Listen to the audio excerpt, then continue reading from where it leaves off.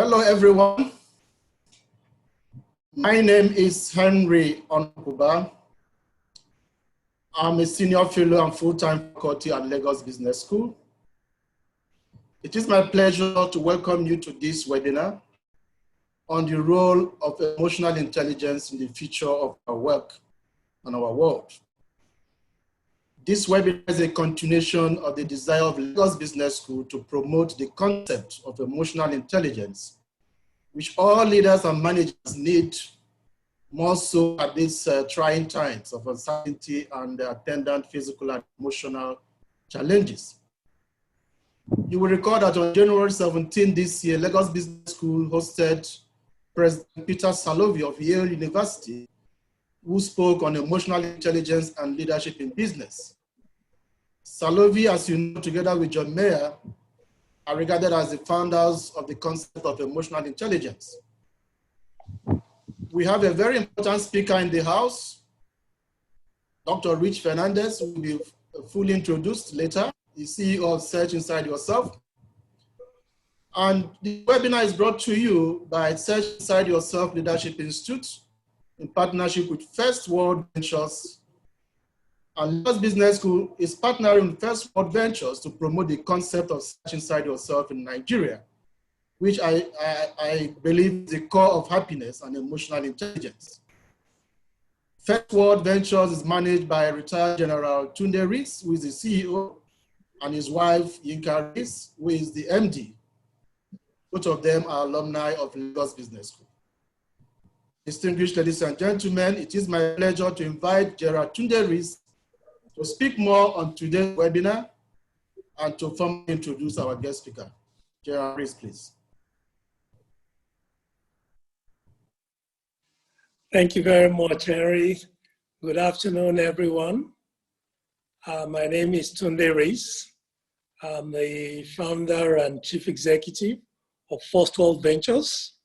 For many who know me before now, you'll probably wonder what is this architect and former soldier who is known for affordable housing? What does he want to do with emotional intelligence? I think emotional intelligence, in my view, is at the heart of leadership. Mindful leadership or enlightened leadership. And that is what we are basically here to discuss today. My wife and I found the Search Inside Yourself program very beneficial, not only to our business life, but to our personal lives. And we would like to share it with everyone, especially through the Lagos Business School. And we are delighted that we are in this gracious partnership with the Lagos Business School to bring this to not only to Nigeria, but to the entire African continent. Today, we have someone who not only does the work, but actually embodies the work. He's actually what you can describe as a mindful leader. But before I get to that, I would like to invite us to have a taste of what emotional intelligence, especially mindfulness-based emotional intelligence, what it's about. Because often when we arrive at meetings or webinars like this, our body is here, but our mind is somewhere else. We are probably thinking about what we could have done, all the challenges we had, logging in if we had any, or what is about to happen and unfold. And to do this, to help us to arrive for this webinar properly, I'd like to invite us to have a little practice, which in Search Inside Yourself we call 1 minute to arrive, to enable us arrive properly for this session and to be fully here. Now to do this, we'll be using a tool of attention, directing our attention to the present moment for a sustained period of time and seeing what that does for our emotional and mental state. So let's get started.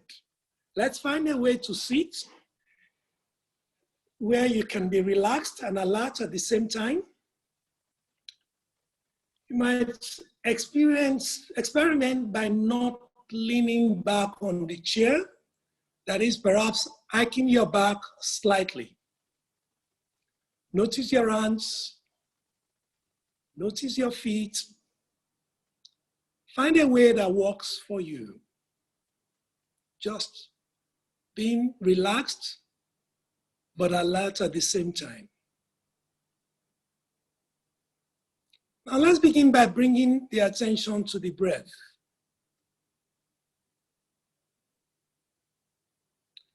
Let's all take a few deep breaths together. Sometimes we constrict our breathing without being aware of it.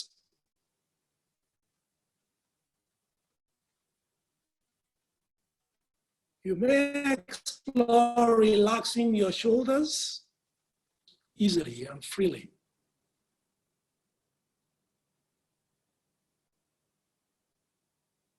Simply stopping, notice your thoughts, your body, your feelings. What is it like to be here? To be alive right now? Just see if you can be curious, open, interested, perhaps as though you are noticing your breath for the first time.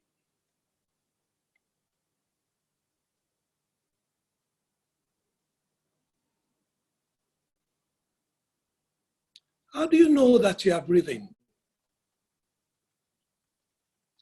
Can you notice the moment the in-breath begins? How it continues? The moment it ends? Can you notice the moment the out-breath begins? How it continues? The moment it ends? And the in-breath begins again?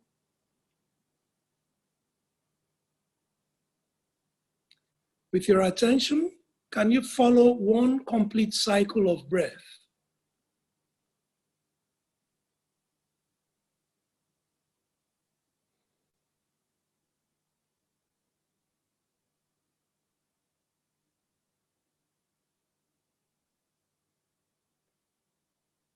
If your mind wanders, gently bring back your attention to the breath.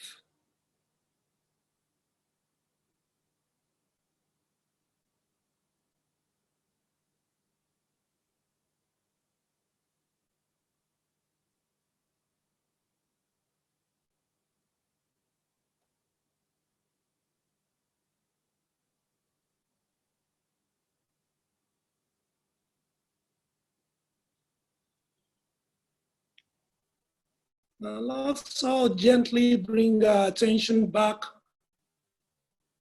to being here with each other, to this webinar.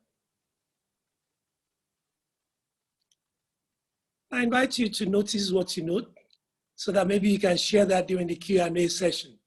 But at this point, I'd like to introduce our guest speaker, Dr. Richard Fernandez, who is the CEO of the Search Inside Yourself Leadership Institute. Prior to being CEO of Search Inside Yourself Leadership Institute, SILI, as we like to call it, which is the acronym for the Institute, Rich had a varied career in corporate. He worked in eBay as in executive development. He also worked in executive development, leadership development in Google, where he was part of the team that developed the Search Inside Yourself program as an internal program for Google, which until to this day, Google still utilizes. And he also established Wisdom Labs, which is dedicated more or less to propagating similar kind of work. I'll allow Rich to say a bit more about himself and what brings him to this work in the course of the presentation. But at this point, I would like to invite Dr. Rich Fernandez to please take the floor. Thank you, Dr. Fernandez. Rich, are you there? Yes, can you hear me? Yes. Yes, I can. Thank you, Rich. Yes, thank you so much, my friend, for that wonderful introduction, and welcome everybody. I see from the chat bar that we are joined together from so many different places, from South Africa, Malawi, Ethiopia, of course, Nigeria, Mauritius. I saw somebody from Australia, from New York, from Virginia, and I myself am in San Francisco, where our institute is based. So welcome everyone. I'm so pleased to be here today to offer some thoughts on emotional intelligence for the future. And let me now just share my screen. So I do have some slides that I'm going to share with you here today. So you should be seeing now the slideshow. Okay, so again, welcome. My name is Rich Fernandez, and I am the CEO of the Search Inside Yourself Leadership Institute. So let's just go straight into it. At the Institute, we really specialize in bringing three disciplines together, which is emotional intelligence, neuroscience, and mindfulness. Much of what we do is based on neuroscience, and I'll be describing some of that today and how that really informs emotional intelligence. We operate in over 50 countries, and we bring mindfulness-based emotional intelligence solutions into organizations. As you heard earlier, I was formerly the head of executive education at Google, which means I was looking after senior leader development for leaders at Google. And emotional intelligence was a critical component of this.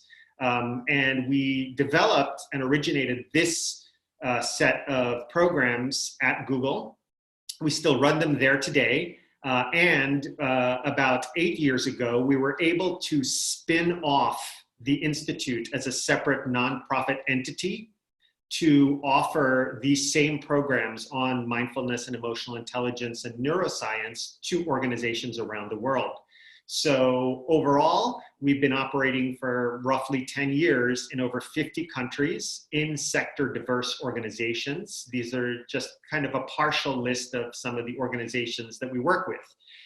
And we work with these organizations, as I mentioned earlier, to bring these skills of mindfulness and emotional intelligence and the neuroscience basis of all of those skills into the organizations as a concrete way to develop effective leadership.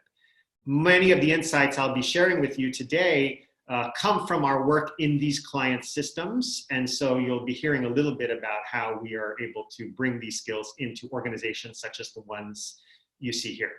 So let's talk about what we are going to actually be talking about today. Which is really four aspects of this. First of all, at the very bottom in red there, I'd like to start with why do we need to even think about emotional intelligence? Why is that important in organizations today? Why is that important for leadership? What is emotional intelligence next? What are we actually talking about here? And what's the scientific basis for emotional intelligence?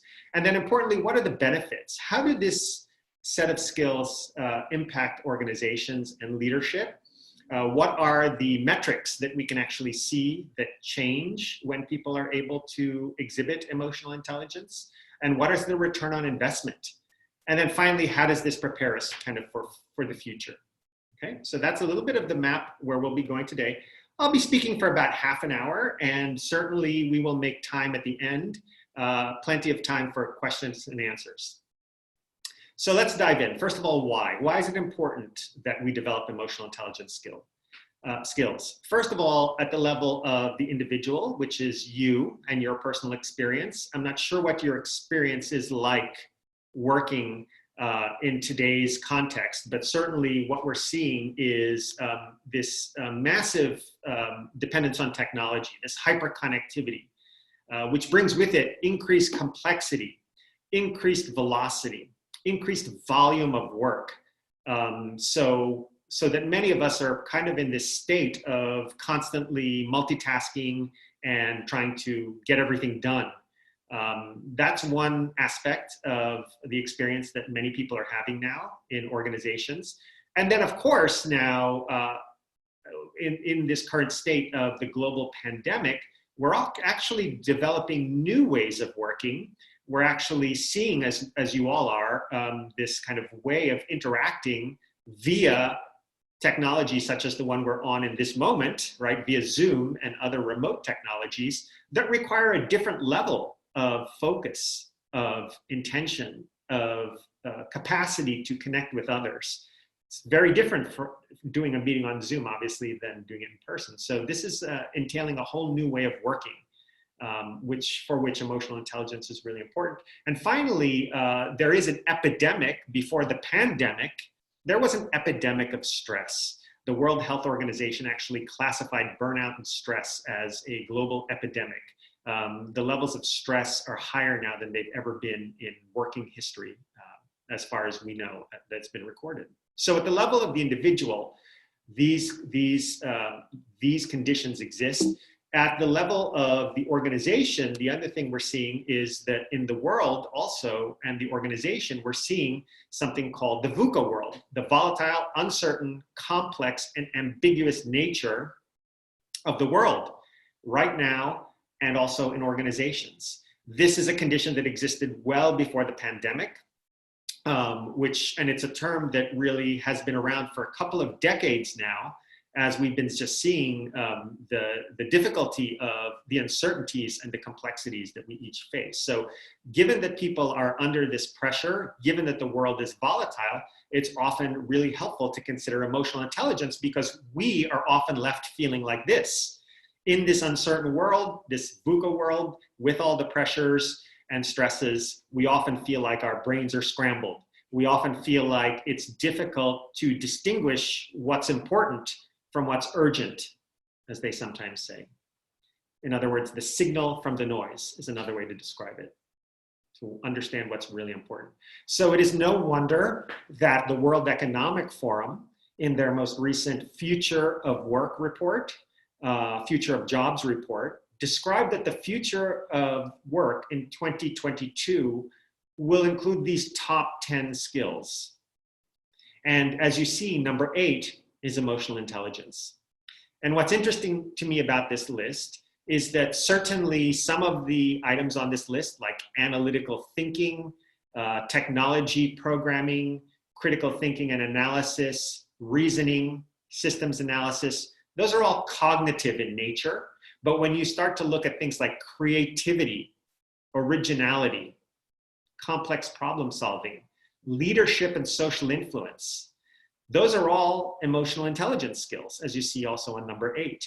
So the World Economic Organization Forum also in forecasting what the future of our workplace is going to look like, the future of our organizations, really are seeing emotional intelligence as one of the top 10 skills. Which brings us to the question of what is emotional intelligence? What is it? And I want to offer a very, very simple way to understand this, which is really based on so much of the research that went before.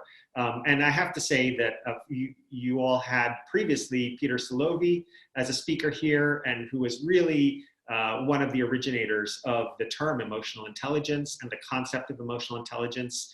And then, of course, you have people like Daniel Goleman and Richard Boyatzis, who I've cited here, and then Bradbury and Greaves, who kind of took those original notions that Salovey and Mayer articulated and eventually formulated them into this rather elegant, I think, model of emotional intelligence, which is that it really contains 4 key aspects of intelligence. One is self-awareness, and then self-management. So that really has to do with your own self, your own process of becoming aware of emotion and of thoughts and intuitions, and then being able to effectively manage those and direct those. And then the second aspect on the right-hand side of this grid is the interpersonal aspect of emotional intelligence, becoming aware of the social impact of emotions, of thoughts, of intuitions, and then using those that type of larger awareness to manage relationships effectively. So there is an intrapersonal, within you, aspect of emotional intelligence on the left, and then an interpersonal aspect of emotional intelligence on the right there, that's really critical to bring forward when you're exercising emotional intelligence. And if you think about a leader, call to mind a leader, you can ask yourself, are they aware? Do they manage themselves effectively? Are they aware of the social dimension of what they're doing, and do they manage relationships effectively? So this is the basic framework that we use at the Institute to train emotional intelligence skills. But how do we know from a scientific perspective that it's even possible to develop these skills? And the answer is that we know now, over the last couple of maybe 2 or 3 decades, that you can really change the brain and develop these skills by changing the neural networks in the brain and the way they're formed and the way they function.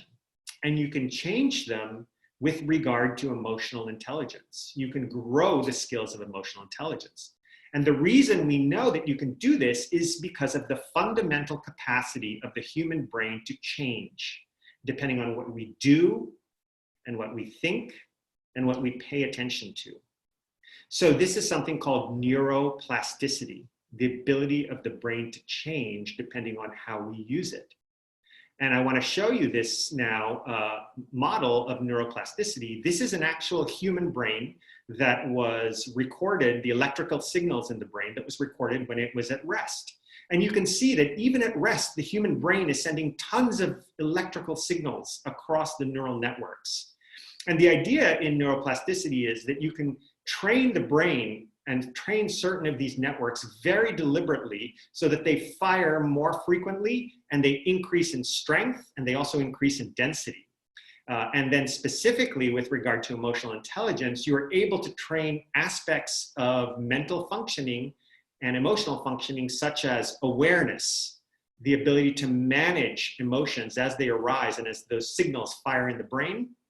And then you're also able to train and strengthen the capacity to become aware of others, take perspective, exercise things like empathy and compassion. And you can actually train those neural networks to fire more strongly within the brain so that they become, in fact, much more effective at functioning. So I think what I'm trying to communicate to you here is that emotional intelligence is a skill. And like all skills, it is trainable. But you have to be intentional about training the right parts of your brain to develop this skill of emotional intelligence. And so in the brain, we have many complex networks, but I just want to highlight 2 of them with regard to emotional intelligence. As you sit here in your everyday life, the brain is often in this thing called the default mode, this kind of way of functioning where essentially our attention is wandering around. Essentially, our attention is multitasking, is not focused, is not alert and locked into a single thing. That's the normal state, actually. And there's an evolutionary scientific reason that you can use to explain that, which is that from an evolutionary biology perspective, that is, we scan our environment. You know, before we had farms and civilization, we were out in nature and we had to be able to scan our environment, and our kind of minds wandered all the time. Well, there's a different set of networks that we use very much in organizations and in our contemporary context that we draw on all the time, but it requires some effort. It's called the direct attention network. It's a set of structures in the brain, in the prefrontal cortex, the front part of your brain and other parts of your brain that are responsible for executive functioning. And this is the part of the brain where you are paying attention, where you're focused, where you've developed awareness and attention of the thing that you are doing at that moment or the person you're connecting with. So it is possible to switch from the default mode where you're distracted and your mind is wandering to the executive function mode. And the more you do that, the more plastic your brain becomes, the stronger that connection. What I'm saying here, perhaps to put it in simpler terms, is you can train your brain. You can train your brain to increase executive function and emotional intelligence. And the important aspect of that is that you can go from the state of default mode or autopilot, where you're simply reacting to things in the environment, where you're simply just scanning and having multitasking and not paying particular much good quality attention to something or someone.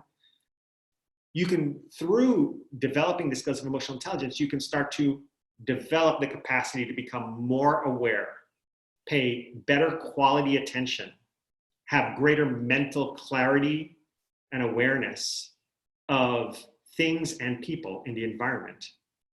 And that allows you as a leader to have a degree of mental clarity and responsiveness By responsiveness, I mean being able to respond appropriately to any circumstance that arises, especially in the VUCA, the volatile, uncertain, complex, and ambiguous context in which we operate now. You are able to have better decision quality by honing this executive function in your brain, this capacity for mental and emotional intelligence. So you're able to have better decision quality and be a more responsive and effective leader. And in a minute, I'm going to show you some of the metrics that actually show this to be the case from what we've measured in organizations around the world that we've worked. But I just want to set up the model here of moving from autopilot to moving to awareness with emotional intelligence to being a responsive leader. That's really the map. Okay. It's all a good idea, but how do you actually develop these skills? And we don't have much time today. I only have 30 minutes with you today to introduce this entire concept. And of course, I will share links with you later about where you can learn more. But I wanted to take maybe 2 minutes, maybe even 1 minute here, to share a very simple practice or exercise that actually starts to harness more of that executive attention and brings you from the default mode into the direct attention mode, brings you from that sort of mind-wandering state to the more focused state of executive function, which is the basis of emotional intelligence. So we call this the 3-breath practice. It is something we teach in our core program. It's a micro practice, meaning you can do it in a very, very short amount of time, literally in 3 breaths. So let me explain it to you, and then I will invite you to do it together with me. So it literally anchors attention on the experience of breath. So very much like in the exercise we did in the beginning, I'm going to ask you to, in a minute, so let me explain it. I'm going to ask you to take a deep breath and pay attention to the breath. In other words, pay attention to the air. Notice the air entering in and then out of your body on the first breath. The next breath, I'm going to ask you to take another deep breath. And as you exhale, relax the body, one small measure, whatever that means for you, whatever's available to you. Maybe it's drop the shoulders or just relax the body, one small measure. And then on the third breath, as you inhale, and then on the exhale, I'm going to ask you to just now pay attention for a few seconds to what's most important in this exact moment. Okay, so let's try this together. This is, again, an experiential exercise of how to cultivate emotional intelligence. So as it's a 3-breath practice, find yourself alert but relaxed if you're sitting or standing in a way that's alert and relaxed, upright posture but not rigid. Now, on the first breath, take a deep breath and start to pay attention to your breath, collect your attention, direct your attention, and anchor it on the experience of the air coming in and then out of your body as you exhale. On the next inhale, deep inhale, as you exhale, relax the body, one small measure, whatever that means for you. And then on the third inhale, take a deep breath and consider what's most important now as you exhale. And that's the practice. It takes no more than 30 seconds. But it's a way to switch from that distracted default reactive state to the direct attention state of executive function in 30 seconds, a 3-breath micro practice. And in the end, you sort of are invited then to consider what is most important in that moment.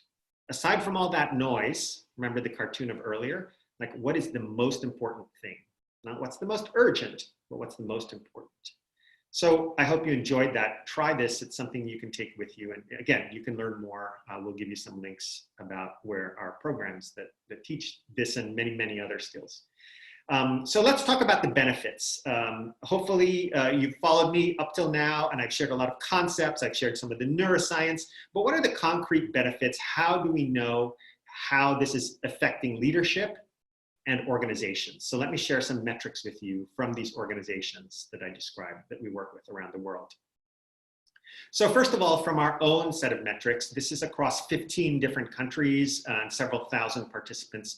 We know that when we offer them emotional intelligence via our SIY program, we do a pre-post program evaluation, and we know that participants report across these 15 countries that we've measured at least, a greater ability to focus and optimize their mental status. So you can see the item levels here, pre-post program, they're able to prioritize much more, double digits after learning emotional intelligence skills. And then they're also able to notice when their attention gets pulled away. So that's very important in terms of harnessing focus. Next metric is performance. Participants report greater resilience and mental readiness when they're able to draw on these emotional intelligence skills, especially in a difficult situation, as you see that first item. They're able to focus not only on the problem, but also on the opportunity, which is critical to being innovative and problem solving and solution focused. And then finally, they're able to bounce back after an emotionally challenging situation, which is critical for a leader. So if we're talking about mental clarity, we also have to talk about mental calm and mental balance in order to make good decisions and effectively work as a leader. And this is an important metric for us, that leaders, participants are able to bounce back after those difficulties that they experience. We all experience difficulties every day, but as a leader, what capacities can you actually bring to bear to manage that initial reaction so that you can be clear-headed and make those good decisions? And finally, on leadership, participants are reporting when in conflict, they're able to switch perspectives and see other people's perspectives, and then also pause before reacting. We always like to say it's very important to be able to respond instead of react to circumstances, because in almost every situation, it's very useful to be calm, mentally clear, and be able to respond versus react. So participants say that's true. Okay, that's all good and fine, but what does it actually look like in terms of outcomes in an organization? And I wanted to share with you a case study of the effects of emotional intelligence in a global multinational organization called SAP, which many of you will be familiar with. This is an enterprise software company. And they have been running the SIY emotional intelligence curriculum for many years now. And they did a study that over 6 months, the participants who were able to use these emotional intelligence skills showed the following benefits. And this is a sample size of about 650 people. And so what you see is that on these indexes, on these areas of well-being, of meaningful work, of engagement at work, of focus, there's all a significant increase in those areas for participants who are exercising these emotional intelligence skills. Again, we measured participants before the program, before they developed those skills, 4 weeks afterwards, once they've developed those skills, and then 6 months afterwards in this case study. Also, stress levels went down significantly, especially after 6 months for those who continued to practice these emotional intelligence skills that we've taught them. And then creativity increased, relationships improved, communication and collaboration all improved. And this is all in the public domain. This is SAP's own internal study of this SIY emotional intelligence program and some of the outputs. So it's really interesting data, I think, in the sense that it shows some real concrete outcomes for the organization. The other thing to note here is that SAP has found that every 1 percentage point increase in something like employee engagement results in something like 65 to 75 million euro in operating profit. So let me just repeat that. Every 1 percentage point increase in employee engagement equates to between 65 and 75 million euro a year in operating profit. What does that mean? It means that employees who are much more focused and engaged every day actually lead to better operating profit. It makes entire sense, but they've actually measured it and found that it is about a 1% improvement on engagement equals this multi-million euro increase in operating profit. And though they weren't measuring the SIY program in specific, you can see that the SIY, the Emotional Intelligence Program, on engagement increases by 6.5%. So there could be some correlation there. Similarly, and I think this is a really interesting statistic to share with you, is that well-being, that very first metric at 9.2%, and many employers are finding this now as well. When well-being increases, operating profit increases. When well-being increases, operating profit increases. SAP found that every 1 percentage point increase in employee well-being equated to approximately 85 to 90 million euros in operating profit a year. Every 1 percentage point increase in well-being equated to about 85 to 90 million euro in operating profit a year. Why is that? It's because things like absenteeism, attrition, people quitting, it all went down when employees experienced greater well-being in their work. So they were able to save significantly on operating profit. So it's just an important way to link the concrete outcomes of things like well-being and engagement and focus, creativity, to business outcomes. And emotional intelligence is often called a soft skill. I think that's not a good description for it, because I think it actually has hard business outcomes when you can develop it as a skill set in your leadership and in your organization. And this is the data I based that assertion on. In fact, this is the core champion, the key champion at SAP. He's a vice president, and he actually has the title Chief Mindfulness Officer at SAP. This is, again, one of our biggest clients. And what they're finding is that for the emotional intelligence programs they run, especially SIY, which is what they're measuring here, they saw a 200% return on investment. And they know that because increased employee engagement, increased trust in leadership, and decreased absenteeism happens when the employees are able to have this robust experience of emotional intelligence in their leaders and within their organizations, and for themselves as individuals when they're trained as individuals. Okay, so then finally, I'd like to conclude before we open it up for questions with the final thought on how does emotional intelligence help with future readiness. The title of this webinar is Emotional Intelligence for the next skills for the next decade. So why does this matter? Why is emotional intelligence useful for the future? And I mentioned it earlier, but I'm just going to highlight it in this manner. If you start with the base of emotional intelligence as a leader or as an organization, if your leaders have the capacity for self-awareness and self-management, if they're aware, if they develop strong social awareness and they have good relationship management skills, then based on the data, some of the data I've showed you and other data we have, it enhances leadership, it sustains performance, and it improves the well-being of employees. On leadership, we know that by developing emotional intelligence skills, leaders become more empathic, more compassionate, more ethical. They work from a basis of values and trust, which enhances leadership. In terms of performance, we know that leaders and individuals have greater focus on productivity, collaboration, innovation, and effective decision-making. So those are all attributes that are really critical when you want to sustain high performance, because the question always becomes, how do you affect sustainable high performance? Well, the answer is help increase focus and productivity and collaboration and innovation and decision-making. And emotional intelligence is highly correlated to those things. And then finally, well-being.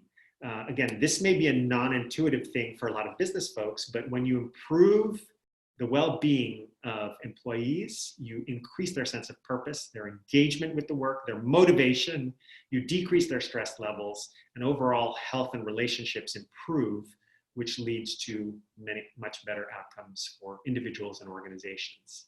So ultimately, the top line in dark blue is you have better employee engagement, better operational excellence, better culture and values in your organizations, and you have high impact and growth.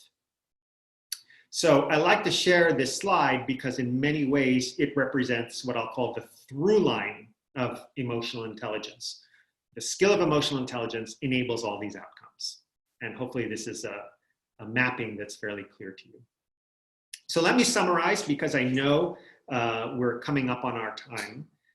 So I tried to do this in 3 bullet points. So I know I've shared a lot here with you about the neuroscience and some of the data and so forth and case studies. But if I had to summarize it in 3 bullet points, this is essentially what I would say. We are in a VUCA world, a volatile, uncertain, complex, and ambiguous world. And emotional intelligence is critical because it allows you as a leader and as an individual, as a person, to go from being in this autopilot mode of being distracted by this highly volatile, uncertain, and complex world you operate in, to becoming aware and to bringing your attention back and harnessing your attention and your executive function. And when you're able to go from autopilot to aware with emotional intelligence, as a leader, you're able to be more responsive to the challenges that arise day to day. So another way to say this then is the 3rd bullet point. Again, if we had to put it all into 1 bullet point, I would say this: emotional intelligence helps you to increase your focus, which helps you build trust with your colleagues and your team, which allows to greater operational and cultural excellence within organizations. So that is the arc, my friends. In a VUCA world, emotional intelligence is more critical than ever. It will be because the world seems to be becoming more and more uncertain. And so we need the skills to develop ourselves, our minds, and our capacity to focus and develop trust. So I covered a lot today. You can find many more resources. We put a lot of free resources up on our website, which is siyli.org. And you can find articles, you can find a research report on some of this data that I've shared with you. And you can find, of course, links to our programming. I know that through First World Ventures and Lagos Business School, we will be offering the core SIY experience, which is the same experience, by the way, the same program on emotional intelligence that current employees at Google and SAP and some of these other organizations currently experience. So it's the same exact program that you could experience, through the SIY offering. So with that, I'm going to pause here. That is the end of my formal presentation. And I know, and I'm aware of time, so I would love to make space. We have a little over 15 minutes to really take time to answer questions on any of this. So with that, I'm going to ask my colleague, Regina, who is on the line, to share if there's any questions, in particular, key questions that came up during the chat. If you do have a question, please chat it into the chat bar, the chat feature here in Zoom. And I know some have already come in. So Regina, what questions are we hearing from? Yes, thank you, Rich. All right, so one of the questions coming in is from Lily, and she's asking, how do I know my level of emotional intelligence should improve? And she gave specific examples: self-awareness, social awareness, self-management, and relationship management. So again, the question is, how do I know if my level of emotional intelligence should improve?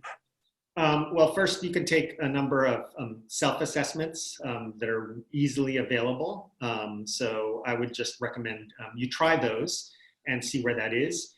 It's a funny thing to be able to assess emotional intelligence because half of it depends on other people. So even though you can rate yourself on emotional intelligence, what also really matters is how other people rate you on emotional intelligence. A good place to start is there's a book called Emotional Intelligence 2.0. So they have some really easy self-assessments there. And then if you really want to get rigorous about understanding your emotional intelligence and how it affects others, there are something called multi-rater tools of emotional intelligence. And Daniel Goleman's organization, Goleman EQ, offers some of those assessments as well. So just search for emotional intelligence assessments online, and they'll start to give you an initial understanding of your level of emotional intelligence. But look for both self-assessments, but importantly, multi-rater assessments. Those are assessments where other people are rating you on your level of emotional intelligence. Thank you for the question. Great, thanks, Rich. I like this question from Veronica. She's asking, how can we apply this information directly to those who lead from home? So leading and managing the family. Yes.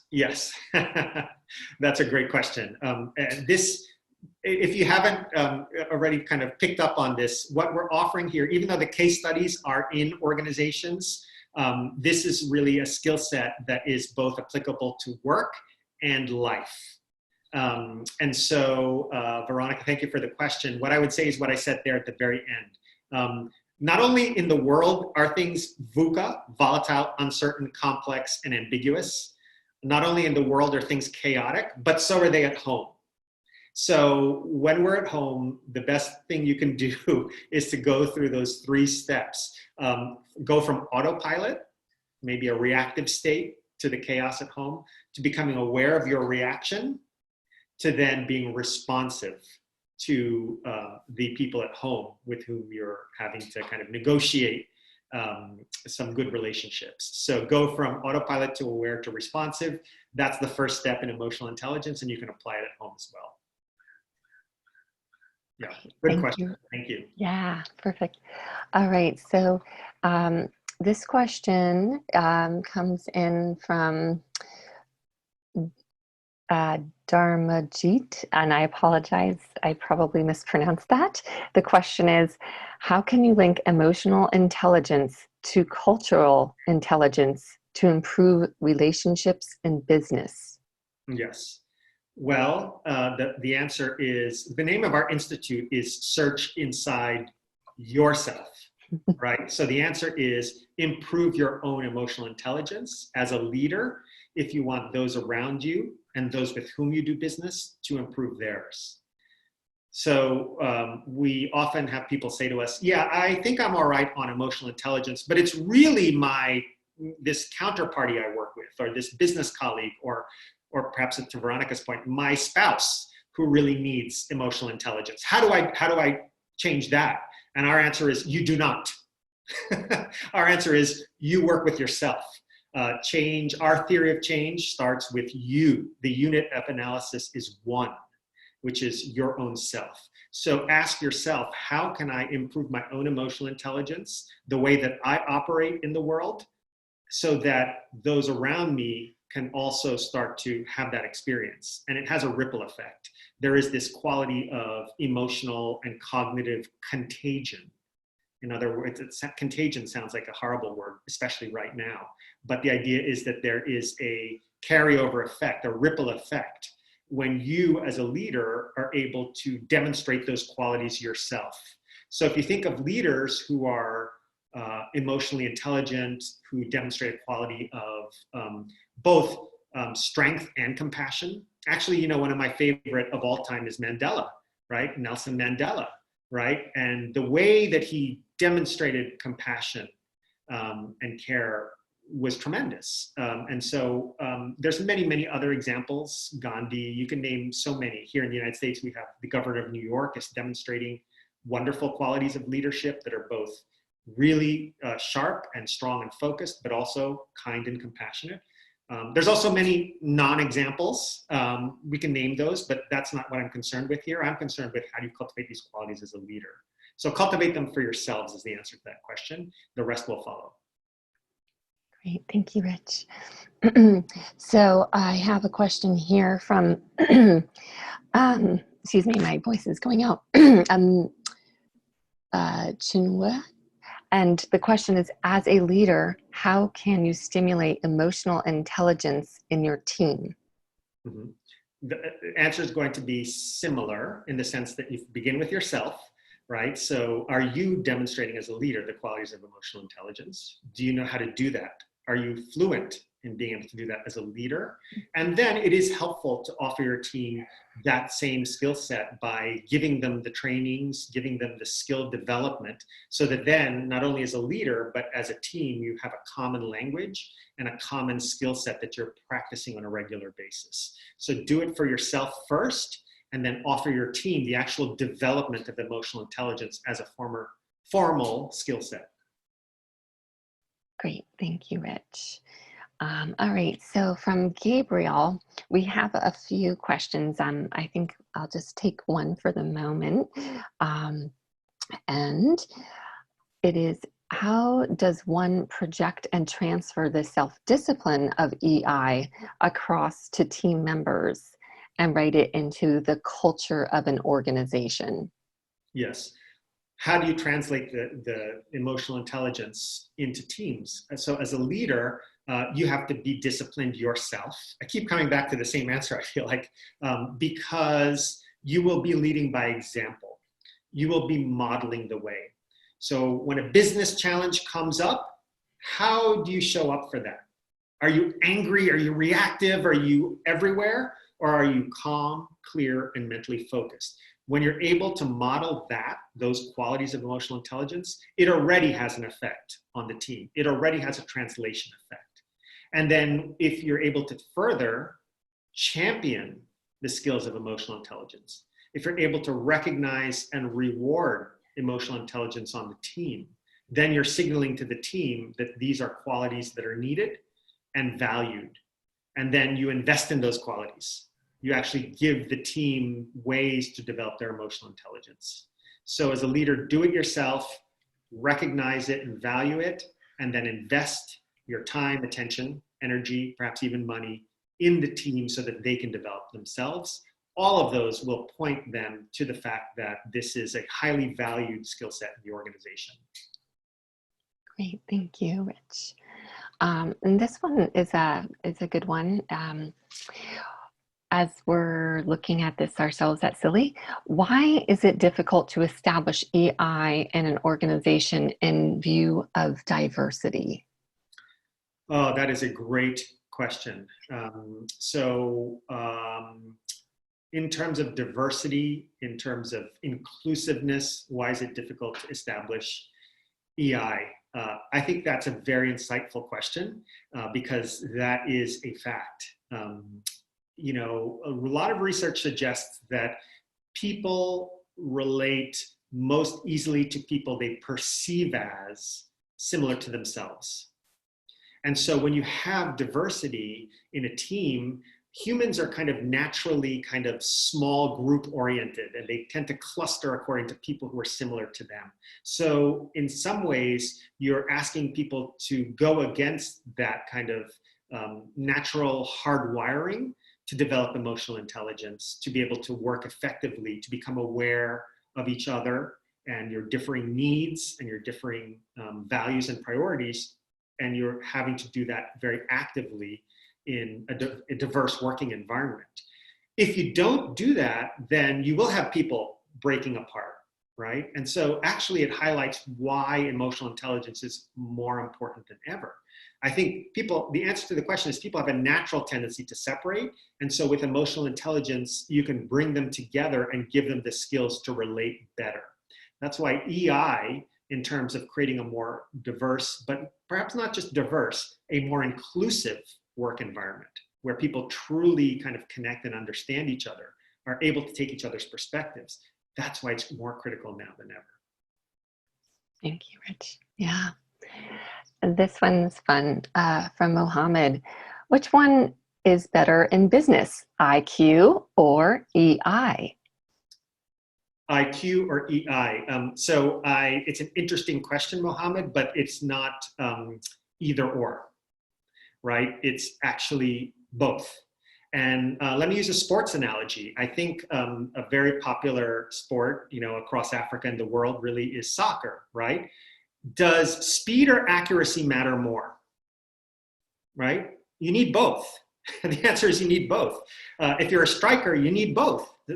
Forgive the sports analogy, but it's similar. You can't have one without the other. We have many, many instances of really high IQ leaders, and you can be successful as a high IQ leader as well. You can be successful as a high EQ leader as well. But if you have both, then you're even more dimensional as a leader. And you create not only a smart solution, but you put it in a culture and in a context that is highly workable.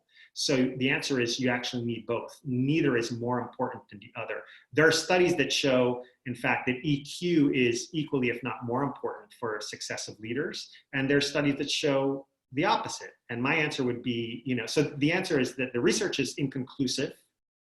And my answer is that you need both. Thank you, Rich. By the way, let me just follow up on that. We have been trained to develop our IQ. Most of us in our schools, the type of education that we've received is structured to optimize our IQ, which is fine. But what we miss is the education on EQ. Because I'm going to ask you, how many of you have taken a course during your schooling on social and emotional intelligence skills? I did not. All the way through my college education, I never really took a course on social and emotional intelligence. So what I'm saying is that we're pretty good with developing IQ. We know how to do that. Let's find ways to develop EQ as well, because they're equally as important, Mohammed. So thank you for that question. Thanks, Rich. And we have a question here from Cyril. What are the consequences of misunderstanding of our emotions? What impact does this have in our professional relationships? I think we have, then if we misunderstand our emotions or those of others, then we miss opportunities and we miscommunicate with others because we don't really understand what not only they're saying, but what they're needing. So in business, of course, you're trying to develop some sort of partnership to conduct business with. And if you don't understand their needs, their priorities, and you can do that through understanding, through emotional intelligence, then you miss opportunities and you miss the capacity to kind of connect and find common ground on which to conduct business. Great, thank you so much, Rich. And just, I think we are nearing the top of the hour, and so I realize we didn't get to a lot of questions. There are so many great ones out there. But I know we still want to do a little bit of a closing exercise and also conduct a brief poll. So Rich, would you stop sharing your slides? And Yinka, I invite you to turn on your camera. And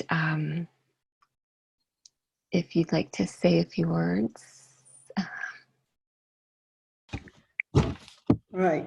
Hello, everyone. Thank you so much for joining us on this webinar. Thank you, Rich. That was very insightful, as always. Regina, for putting all this together for us. It's been a wonderful 30 minutes of learning and listening, and it's time now to take action. And what we'd like to remind you, just in summary, is that the Search Inside Yourself program is now available virtually. And it was birthed in Google. It's now available to everyone. I've seen a few questions here asking if it could be offered to university students. And I will share the link where you can ask more questions about SIY. Remember what Rich said, many Fortune 500 companies all over the globe are looking to this program, SIY, to help their employees improve communication and collaboration skills. They've also used it to develop outstanding leadership and to increase creativity and innovation. But the most important bit is also to reduce stress and experience greater overall well-being. And you may well ask me, what's well-being got to do with the bottom line? But remember that quote, health is wealth. And on that note, I'll ask Regina to kindly launch a poll for us. It's just a 2-question poll, and it will just take a few seconds, because at the Leadership Institute, we like to know more about how we are impacting with the information we share with you. So if you can kindly take this quick poll of 2 questions, it will help us all to gauge how this webinar has been useful. So did you get one practical tool that you can utilize at work or in your personal life from this webinar? Just a quick yes or no answer. And the second question is, would you like to receive more information about the full SIY program? We'll just leave a few more seconds. And Regina, I hope you can see how many participants are answering the poll. Yeah, so far we're almost at 70% have voted. Fantastic. If you're able to quickly answer this poll for us, as you can see, we have come together in a partnership with the Leadership Institute and Lagos Business School with First World Ventures to share SIY with my nation, Nigeria, and of course, the whole of Africa. So I think we can take the poll down now. What percentage are we on now? 73%, 74. Okay, all right. So we'll just leave it for a few more seconds.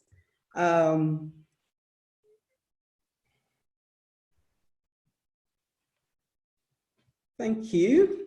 I think we can take the poll off now. Thank you, Gina. So on that note, I would like to say a big thank you to Rich for sharing your wealth of knowledge and insights into this program, to the webinar, and to Regina for always being there to make things happen. And a very big thank you also to Lagos Business School. The team at Lagos Business School are in partnership with First World Ventures, and we would love to launch SIY and roll it out into the nation and West Africa, and of course, the whole of the Africa continent. I would also like to say a big thank you to the First World team who are on the chat group now, sharing the email that you can send your requests to, and they would also be sharing a few links to an impact report on how well Search Inside Yourself is being received by organizations around the globe. On that note, I am Yinka Rees, the MD of First World Ventures, and I would like to share a quote by Winston Churchill. It says, "Success is not final. Failure is not fatal. It is the courage to continue that counts." And on that note, on behalf of the Search Inside Yourself Leadership Institute, Lagos Business School, who, by the way, are now being ranked by as the best provider of education, executive education, and that is really great. And also on behalf of First World Ventures, we'd like to say we'd like to continue to support your business success and your well-being. Thank you very much for attending. A big thank you to all of the attendees. Thank you. Thank you, everybody. Thanks, everyone. Thank you. Thank you. Bye-bye.